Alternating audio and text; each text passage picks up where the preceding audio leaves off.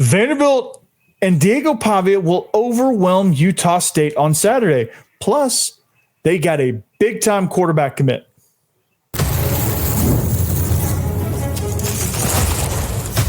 You are Locked On Vandy, your daily podcast on the Vanderbilt Commodores. Part of the Locked On Podcast Network, your team every day. What's up, everybody? Welcome into the Locked On Vandy podcast on the Locked On Podcast Network. I'm your host, Corey Burton. Thanks for making us your first listen each and every day. We're free and available wherever you get your podcasts and on YouTube as a part of the Locked On Podcast Network, your team every day.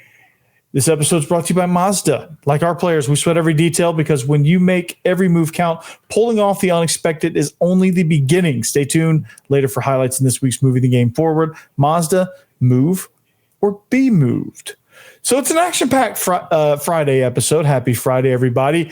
I got a lot to talk about. I'm going to make some SEC picks to send you off into the weekend with, some FanDuel picks there. We're going to talk about this Utah State game, the impact of it. Like, what does this game really mean? How is Vanderbilt going to be successful in not only winning but covering the spread? We're going to obviously give the prediction of what the game is. But I want to start with this because I think in the grand scheme of what Vanderbilt's trying to build, this is an important factor. And it's Vanderbilt got a quarterback commit from the 2027 class, Luke Babin from Woodland, Texas. And I think this is a huge deal because it's a fairly high profile quarterback. He's depending on what service you look at, Rivals, he's a 4-star, 247, he's a 3-star, which ultimately stars don't really matter. But like in the court of public of opinion, you get a kid that has 4-star by his name, like that's a step in the right direction. And I watched this kid's huddle highlights today when I saw that he committed, and this guy fits the bill. He's a junior at Woodland High School in Texas, and this dude is outstanding. He's electric, man. And when I say he's a perfect schematic fit for what Tim Beck wants to do, like everything he does well is what Tim Beck's offense thrives on. Throwing on the run, moving the pocket, quarterback design run, making off-platform throws, making quick, solid timing throws, great decisions, getting the ball out quick. Like I think ultimately, like if you compare him to Diego Pavia, obviously I don't know that there's many people that have the toughness and the grit that Diego Pavia had, but he has the stature. He's standing at 6'2" instead of 5'10". He gets the ball out on time. He's very anticipatory with it. He can make things happen when the pocket breaks down. He can also he's really good on the run. So if you want to move the pocket and some things, it seems like he's got a very good football IQ. He understands where the ball needs to get to. Like everything about this quarterback so far seems very promising. Now, the way they found him, he camped at Vanderbilt in June.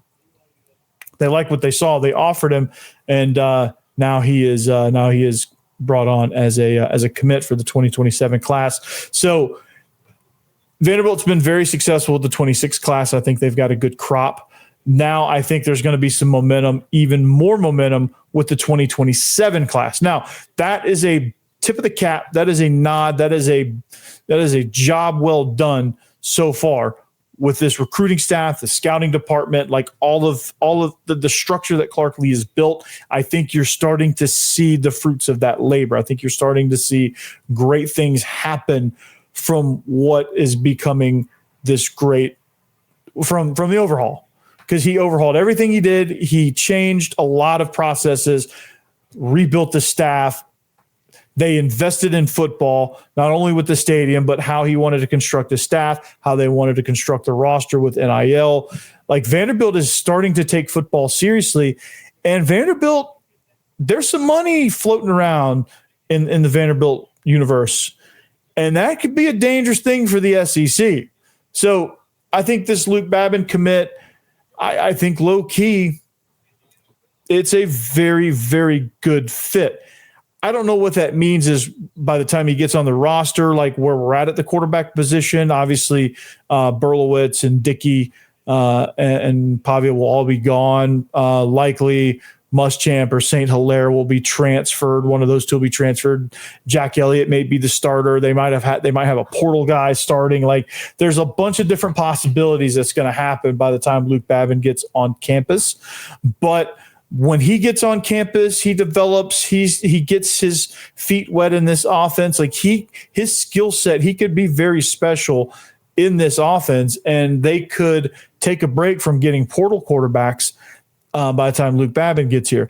I don't know I don't know what's going to happen post Diego Pavia. That is still very much in the air. That is very much not a topic of discussion right now because I want to enjoy the ride. But this commitment is, I think, the start of something really good and a really good run of commits. Like, they had some recruits at their home games. They've done really well with showing the recruits. I think the fan atmosphere, the stadium atmosphere has all been great. I think everybody's been impressed. I think recruiting to Vanderbilt, the attention they've gotten for beating Virginia Tech and South Carolina helps tremendously. But I think what they've been able to do and how they've been able to capitalize on that is not only are they getting people's attention, it feels like they're starting to keep their attention.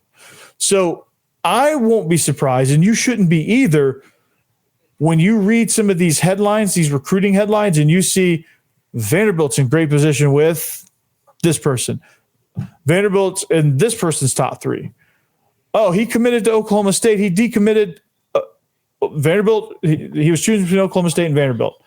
Like, that kind of thing. Like, you're going to read those type of headlines moving forward. Like, I think Vanderbilt's going to get into some more 4-star recruiting battles. Now, I'm not sure they're ready to go up there and punch with the Alabamas, the Georgias, Ohio States, and Texases of the world, where they're going to get 5-star after 5-star after 5-star.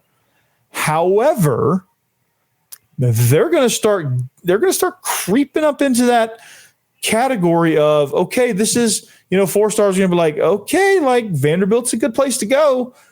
And there's some good things happening. It's happening with Texas Tech, which for different reasons, they have landman oil money, so they can pay guys. But there's not much else with Lubbock. There's not much else. I don't think Joey McGuire is going to be there very long. I think he's going to get plucked away, and somebody's going to pay him a lot of money, and a big program is going to come get him. However, I mean, they have a chance to counter, but I don't know if it's going to be enough. But Nashville has a chance to have some really good staying power within the recruiting world. You're playing in the SEC. You're in Nashville, which is one of the fastest growing cities in America. Like, all the things I've talked about throughout my time with Locked On about the potential of Vanderbilt in the NIL world, I think you're going to start to see them flex that muscle. And really, there's going to be one big fish. I don't know who that's going to be.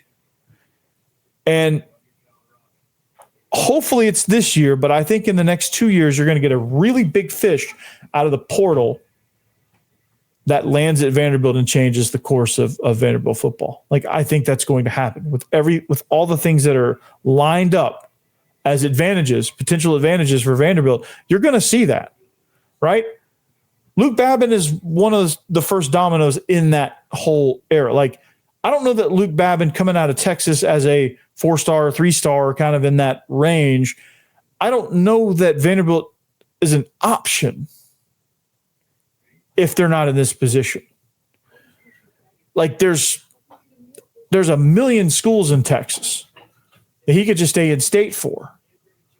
There's a bunch of schools in Big 12 country. There's LSU, there's Texas, there's A&M, like, there's SEC schools. I don't know if any of them offered him. I didn't look at his offer list, I'll be honest. That's more of a off-season, we're looking at quarterback future plan thing. But I just wanted to highlight his commitment right now and just kind of tell you he's a baller. He the things he does off platform, he can create. He's great in the quarterback design run. He's not really much of an option guy. I think he's just more of a quarterback run guy, which is perfectly fine. You can teach him option probably. That's probably not hard to do. I don't know about his attitude, but like, he took a picture with Diego Pavia. He seems to have a good head on his shoulders. So very excited about Luke Babin committing.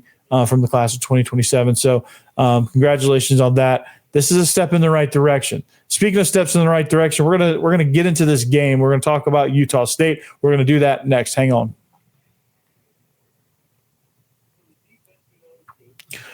Hey, first though, we're talking about Mazda. This episode is brought to you by Mazda's moving the game forward. For those who believe that it's not just about playing the game, it's about redefining it, there are moments that do more than put points on the board. They move crowds, they move culture, and they keep the game forward. This week's moment that moved the game forward is, there was 8 rushing touchdowns. It was kind of just a domination.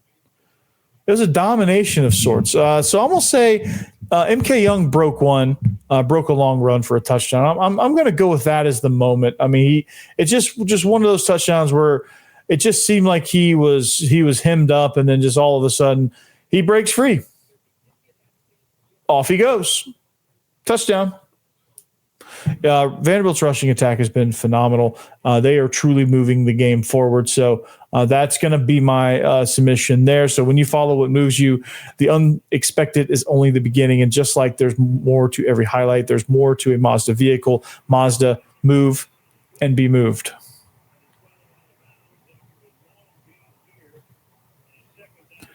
Thanks for making Locked On Vandy your first listen. Thank you. We're getting close to 1,000. I said I wanted to be at 1,000 by the end of football season. We're close to creeping up there before the midway point, which is great. Which we're ahead of schedule. If you need a second listen, Locked On SEC is the place to go, and that'll be right there waiting for you. Chris Gordy does a phenomenal job there. So let's talk about this Utah State game. Okay, I want to start with the impact of the game now. What this game means in the grand scheme of things, playing against Utah State, it doesn't really mean much in the grand scheme of things. But what it does mean is this. We're in new territory a lot here lately because Vanderbilt's in new territory. And the new territory is this. Vanderbilt's finally in a true trap game. This is a true trap game. Bama's next week. It's a good opponent, but not a great opponent. New coaching staff. They're solid. They got a great quarterback. They play extremely hard.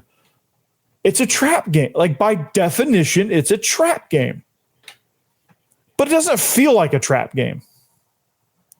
It doesn't feel like it. Why? Because Vanderbilt's so dominant up front that it just erases the possibility of it being a trap game.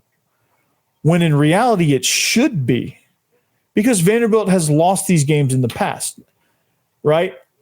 And just like last week was supposed to be a trap game for Ole Miss against Tulane, they went and wiped the floor with them.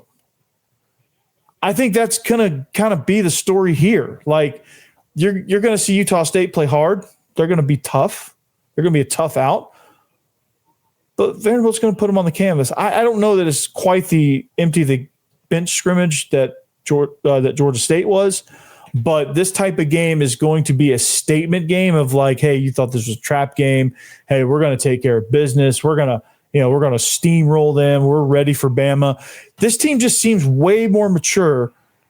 And what I really like about this team and the impact of this game, I think will just further solidify the maturity of this team, the leadership of this team, and the impact of this game is you get through this, quote, definition trap game. And not only get through it, but you roll through it. So this team's mature. Because most teams, and even though they say the right things, you can tell they're not they're just trained robots. They're like, we're not thinking about Bama. It's one game at a time. They speak in cliches, and to a certain degree they do that. But Clark Lee just flat out said, "Hey, we're not thinking about Bama. We got Utah State right in front of us. Like this is a big game. Bronco Mendenhall's a mentor for him, so that this is an important game for him. So he's paying very much attention to it. Bryson Barnes can beat you if you let him." That kind of thing. Like I think as much as it sucked in the moment, that Georgia State game last year was probably the best thing to happen to this Vanderbilt team. When you want to talk about humble pie, it was humble pie. So the impact of this game is this: they win it, they get to 5-0. You're in great shape in the SEC. You still got everything ahead of you. Now you still only played one SEC game, but you've got conference games. That's all you got left moving forward. So this is one of those games where you look at it and go, let's take care of business, let's get healthy, and let's get out of here. So how do we do that? What are the keys to this game? What does Vanderbilt need to do to avoid the trap game, quintessential trap game, right? Offense, control the line of scrimmage. That seems obvious. I get it. And you're probably like, yo, of course, that's how you play football. You control the line of scrimmage. You control it early, you wear them down, don't panic and stay in the game plan. Execute and play clean. All right, what does that mean? All right, control the line of scrimmage. Establish the run early. You did it against South Carolina. You did it to a certain degree. You turned the ball over against Virginia Tech, but you did it to a certain degree. You definitely did it in the second half. Establish the line of scrimmage. Establish the run. Establish dominance there. Right? Wear them down early. Now, when I say don't panic, I mean this. This defense, especially John Miller, I don't know how he's going to host Locked On Mizzou and play defense for Utah State. That's going to be kind of a challenge, but I think he can do it. He's a big, long athlete, just flat gets after you, just very disruptive, gets that big old long arm up there in the pass lanes. But no, their defense, in all seriousness, their defense will get after you. They can harass the passer. They can flat get after you a little bit on defense. And when I say don't panic, they're going to make some plays. They're going to make some plays. They're going to have some tackles for loss. They're probably going to have. They might have a sack. They'll probably have some pass defended. They're not going to pick one off, but they're going to have some. They're going to have some passes defended where you're just like, whoa. They're going to do some things on defense that you're going to say, okay, this team might be for real in the Mountain West Conference. When I say don't panic, what I mean is. And Tim Beck has given me, and Jerry Kill have given me no reason whatsoever, Diego Pavia included, or this entire unit really, have given me no reason to believe that they will panic and get off of the game script and get off the game plan. But this is, offensive coordinators tend to do this. This is kind of a symptom of a bigger problem for offensive coordinators. Tim Beck has not done it. I don't anticipate that he will, but I think that's a very, very big point is don't panic and stay in the game plan, right? You know what you got to do. You know what you can do, and you know what you have to do. Do it, right? And just stay to it. What I really loved about the Virginia Tech game was they were down 10 points. Things were going kind of haywire around them. They didn't panic. They just stayed with it. They just stayed in the game plan. And what did they do? 34-0 in the second half. They didn't. I don't think they changed a single thing that they wanted to do. I mean, obviously they're going to make some adjustments here and there. That's not what I'm talking about. I'm talking about offenses that are normally hurry up that go slow down, or slow down offenses that try to go into 2-minute mode. Whatever, like teams that go out of identity. When the game plan is not going quite your way, or when you get a disruptive player on the defensive side of the ball, like things like that. So teams, offensive coordinators tend to panic. Just execute. Like you get a bad play, you get a tackle for loss, that's okay. Just execute. What I loved about the first series against South Carolina, your first play from scrimmage, you get thrown for a loss. Crowd goes into a frenzy. I mean, it is loud. The crowd is just on fire. I mean, your back is against the student section. So it was even louder. What did they do? Next play, calm, cool, collected, hit a strike to Eli Stowers for a first down. Don't panic. Execute and play clean. That's the offensive key. Now, on defense, Bryson Barnes, quarterback Bryson Barnes, is the key to this whole thing. Make them earn every single yard and make them be one-dimensional. And this is a big key for this team because everything comes off of the run.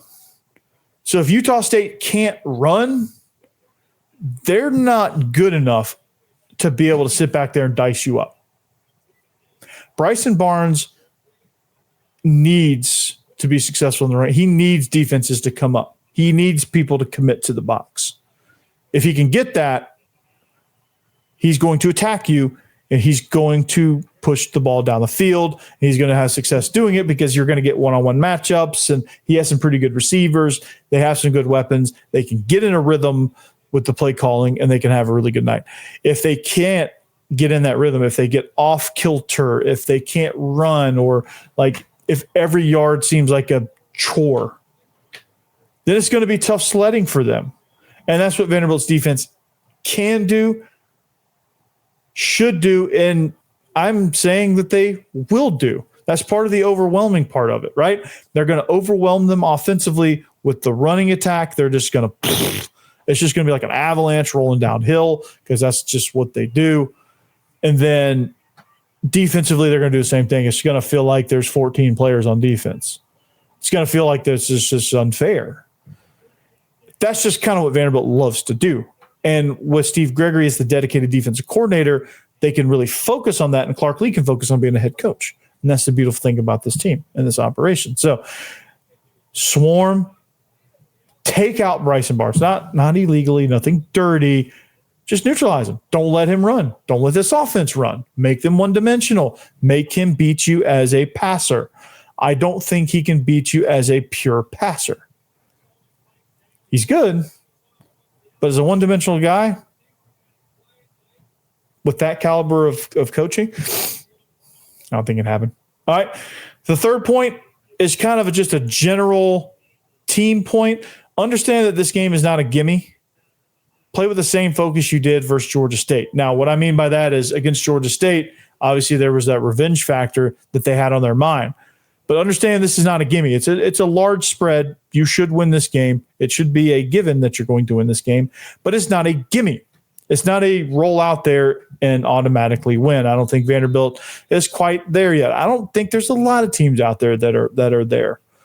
Anybody can get beat by anybody these days with the transfer portal. There's just too many people moving around, too many P4 guys bouncing around. It's just the parity is at an all-time high.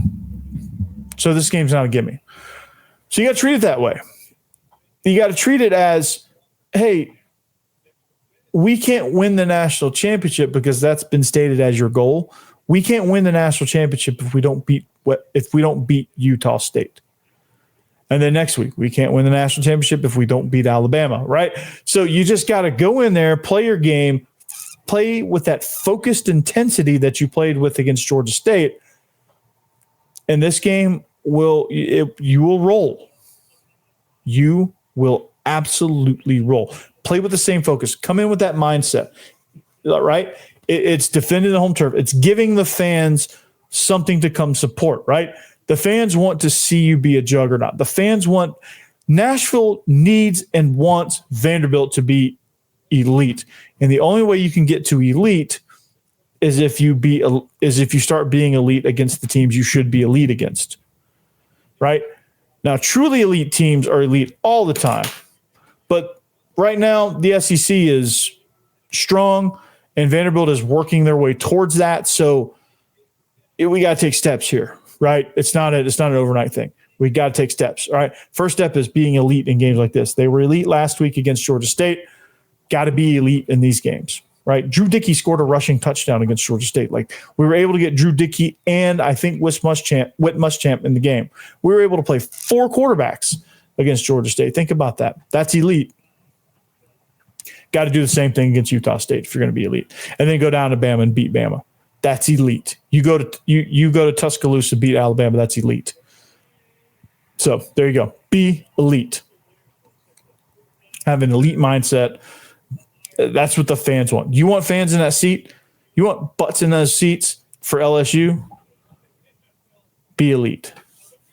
Be elite the next 2 games. That's how you do it. Be elite.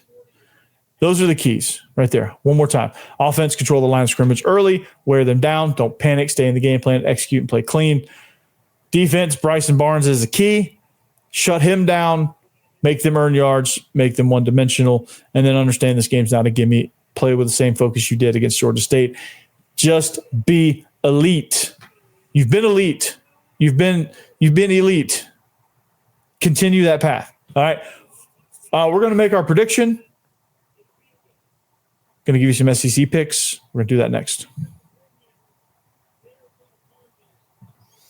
Speaking of next, I want to talk about DoorDash because it's almost the weekend. Time to look back and crown this week's MVP on Who Delivered, powered by DoorDash. Just like you can win every Saturday with DoorDash Streaks, saving more every time you order. These players delivered more when it mattered the most. Let's break it down. For Vanderbilt, Michaelan Young delivered in a big way. He was just a nightmare in the run game. He's running over people. He broke one for a big gain and scored a touchdown against Georgia State. 8 people scored rushing touchdowns against Georgia State. So it's hard to really pinpoint one, but MK Young is going to get my love on this episode. When the pressure was on, Michaelan Young, MK Young came through, no hesitation, no delay. If you've been watching week after week, this performance wasn't a fluke. MK Young is on a streak.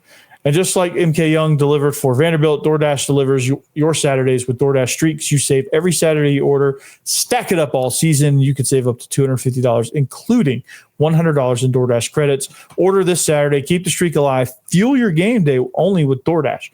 Terms apply. Promo period good through November 18th.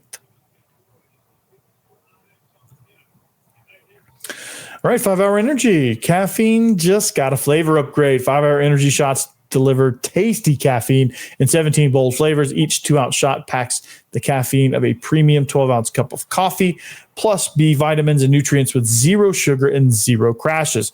What I love most is how portable they are. Big taste, tiny shot. You can take it anywhere and get that boost when you need it. So my favorite flavor, I'm gonna go the cop-out method here. I'm just gonna say any flavor but like a grape flavor is good with me. I like a citrus flavor. I like a fruit punch. Fruit punch is always good. So, and I always reach for that because it's refreshing, gives me that quick lift before a busy day. And I've been honestly, I like to buy the variety pack and just reach in there and just see what I get for the next day. And because it's about functionality for me, right? They all taste good enough and I drink them fast enough to where it just doesn't really matter what flavor. I just get the variety pack so I can just be surprised about the flavor and just get that fast kick that's sugar-free so I don't have to worry about crashing later. Enough with boring, flavorless caffeine. It's time to give your caffeine a flavor upgrade with 5-Hour Energy shots. Get the favorites you love or be bold and try something new in-store and online at www.5hourenergy.com or shop on Amazon.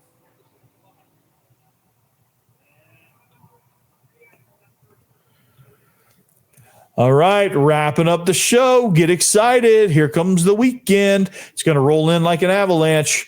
We got some picks for you. Obviously, I'm taking Vanderbilt as my first pick, minus 22.5. I think it's teased down to minus 21.5. It doesn't matter. I'm taking Vanderbilt there. I'm taking Vanderbilt there. I'm not touching the over-under, but I'm going to take Vanderbilt at 22.5 at the line that was originally set.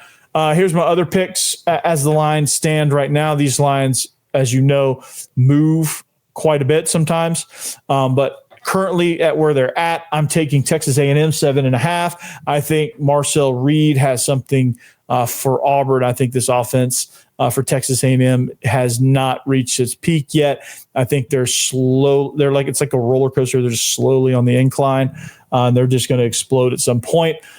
Plus, Auburn, I think, is still too worried about the controversy that happened at Oklahoma. So I'm taking A&M minus 7.5. South Carolina, I think they bounce back. They play Kentucky. They're 3.5-point favorites there. I just think that Lenore Sellers is going to, he's back. I think they last week they discovered that he can actually throw the ball down the field. And this is, this is something that, I think South Carolina fans are waiting for. This is kind of a bounce back game for South Carolina. If they can find some semblance of a run game, I think they cover this pretty easily. And then Ole Miss. I really like Ole Miss in this game. I think Ole Miss is a team that I don't know that enough people are talking about. They're a team with Trinidad Chambliss that is going to be very balanced offensively. When I say balanced, they're going to be distributing the rock all around.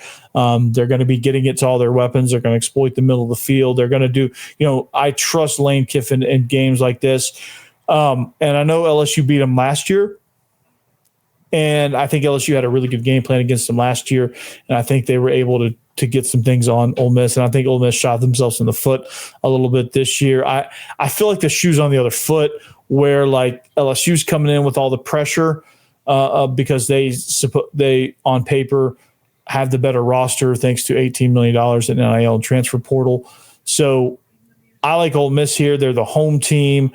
Something's weird about LSU and their offense. There was something to that question, even though BK didn't like it. There's something to that question. There's something not quite right about this offense. And so it is it's a scenario where you're going to look at it and go, okay, Ole Miss is for real. LSU maybe wasn't. So give me Ole Miss there in that game. So take those games any form. I'm going to probably take them all as single bets. Probably not going to parlay, or I may parlay it just for something small. Maybe get that profit boost on there. So, but yeah, go to FanDuel, check those games out. It's going to be a fun weekend. There's going to be a lot of great games on all day, wall to wall, starting with Arkansas, Notre Dame. You can watch that for a little bit, then tune into obviously the game of the week, Vandy versus Utah State, and then cap off your night with Georgia and Alabama. That'll be a lot of fun. So that being said, hope you have a great weekend. If you're going to the game, be safe. Hopefully there's no weather delays this time around. And hopefully Vanderbilt takes care of business, which I think they should. If they follow those keys, they absolutely should take care of business. Until next time, anchor down. Have a great weekend. We'll see you back then. Peace.